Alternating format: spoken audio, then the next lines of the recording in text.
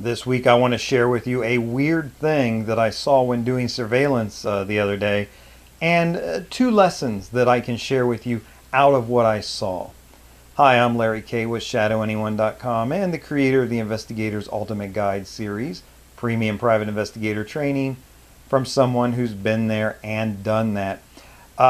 First of all, let me just throw this out there. Someone pointed out to me, I do these free online training videos, and that a lot of times I forget to kind of push the things that I sell, and I forget to even mention them many times. And yes, that's a bad marketing mistake on my part. So I'm just going to say to you, if you have not yet signed up for my email or gotten the free report, if you want to be a private investigator, give up unless you do these three things. Please go over to ShadowAnyone.com front page, sign up, get that free report, and you'll be on my email list, and I'll send you regular things with good training and good information as well. Done. Housekeeping over. Let's talk about this surveillance I was on the other day. Not related to what I was watching, but something odd caught my eye, and you'll follow along with me. A car pulled down to an intersection at a one-way street, a minivan. It stopped there, but then it drove backwards quite a ways the wrong way down this one-way street and stopped for a moment or two, which of course that caught my eye. If the vehicle had just kept going, wouldn't have thought twice about it. It then pulled over to the other side of this one-way street, to the one available parking space, and then it made sense to me this person was looking for a parking space and just felt that that was an appropriate way to find one and get one. And the woman climbed out of the minivan, put some change in the meter, and then this, again, I wouldn't have noticed her in a million years if she hadn't driven backwards down the one-way street the wrong way.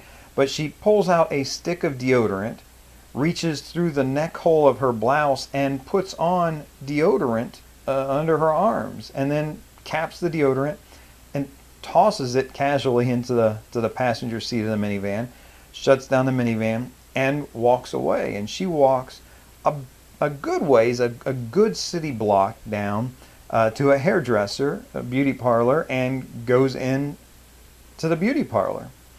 Now, why do I mention this to you? One, you'll see things kind of like this all the time. Things will catch your eye when you're out and about doing surveillance. And there's nothing wrong. I'm not making fun of this lady at all. Good for her. If you think that you might be stinky, do something about it. There's a good lesson for everyone. We'll call that the bonus tip this week. If you think you might be stinky, do something about it. But there are two lessons that I want you to take away from this overall. The first lesson is she was kind of behaving oddly out and about, and it caught my attention. Driving backwards down a one-way street, and putting on deodorant while standing on the sidewalk. These were weird, and they caught my eye. But the people at the beauty parlor had no idea, right? She was far enough away that they had no idea.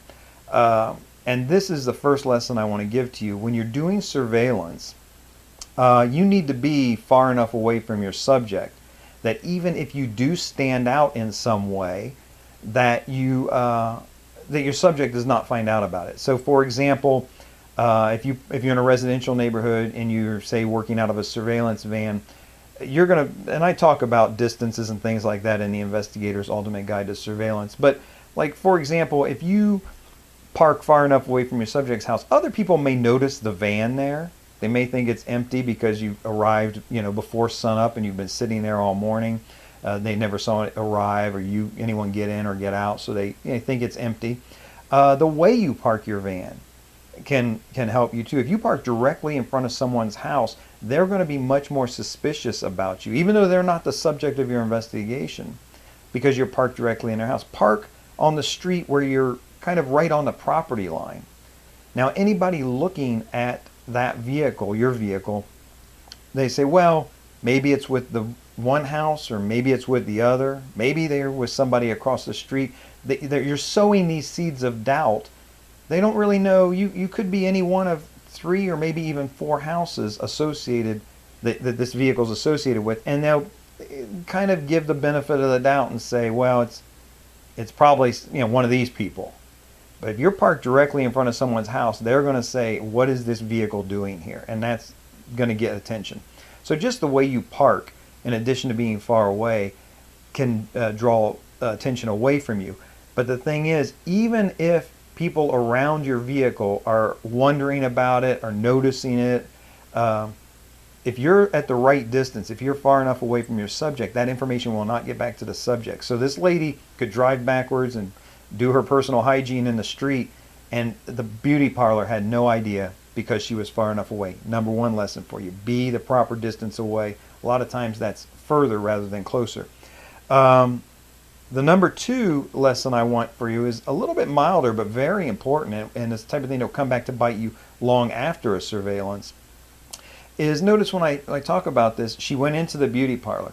You notice that I'm not guessing about why she was there or what she was doing. I don't say she went in to get her hair done or that she went in to get her nails done. I don't know. And when you do a surveillance, even though this woman wasn't the subject of my surveillance, I am relating to you what happened.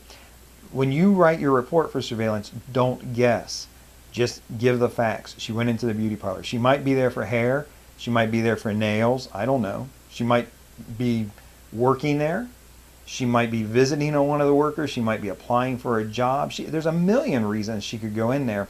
Your report should not be guessing and jumping at conclusions there. You only report that she went in.